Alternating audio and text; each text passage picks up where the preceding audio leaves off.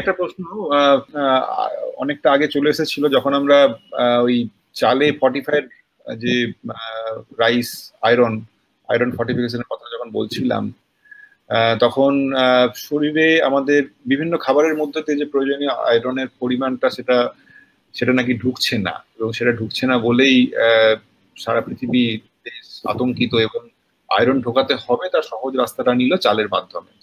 চালের, যেহেতু চাল একটা চাল, মানে চালের মাধ্যমে ভাত খাওয়াটা আমাদের একটা বড় বিষয়, তাই একদম। ভাতটাকে ক্লিয়ার হিসাবে নিয়ে আয়রনটাকে ঢুকিয়ে দেওয়া, যদিও তাতে কতটা শরীর আয়রন নিতে পারে জানা নেই।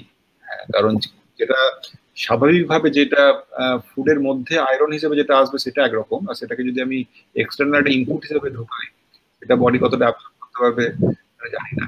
কিন্তু প্রশ্নটা এখানে গুরুত্বপূর্ণ আছে মহামণ্ডলের, যে কি ধরনের খাবার খেলে আয়রন হবে, কারণ আয়রন ডেফিসিয়েন্সি একটা খুব কমন বিষয়। মেয়েদের ক্ষেত্রেও একটা সার্টেন এজের পরেও সেটা একটু বেশি করে দেখা যায়।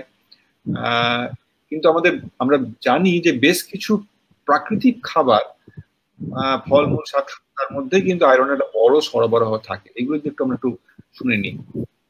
হ্যাঁ, প্রথম ফার্স্ট মনে আসে আমার কুলেখাড়া।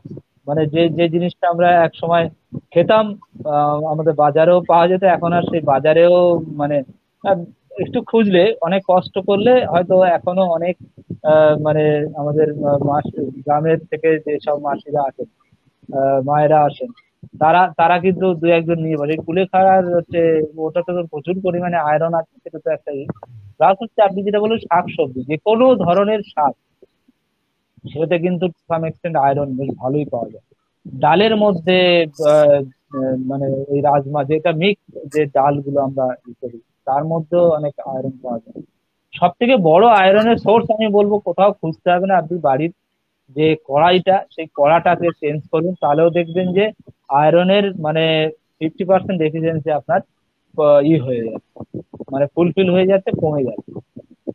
এবং বাদ বাকি যে খাবারগুলো, যদি আপনি ঢেকে ছাটা চাল যেটাকে বলা হয়, যেটা হচ্ছে পলিশ রাইস নয়, সেটাও যদি খান, ওই যে রেগুলার সব থেকে বেশি পরিমাণ তো আমরা ওই ভাত বা এই স্টেপল ফুড খাই, সেটাকে যদি প্রাকৃতিক উপায়ে যত পারবেন, মানে একদম উপরের খোসাটা, হাঁসটা বাদ দিয়ে মানে নর্মাল প্রাকৃতিক উপায়, সে ঢেকে ছাটা চাল, সেগুলো ব্রাউন রাইস যেটাকে আমরা বলি, সেটা থেকেও প্রচুর পরিমাণে আয়রন পাবে।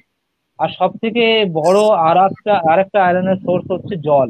সেই জলটাকে একটু প্রাকৃতিক উপায়ে খাওয়া। আমরা যে বলি না আয়রনের, যে এত আয়রনের জল কেন খাবো, এ খাবো, সেটা হয়তো সবসময় আমাদের বডি অ্যাবজর্ব করে না, কিন্তু ওই আয়রনের মধ্যেও কিছু কিছু ফর্ম আছে।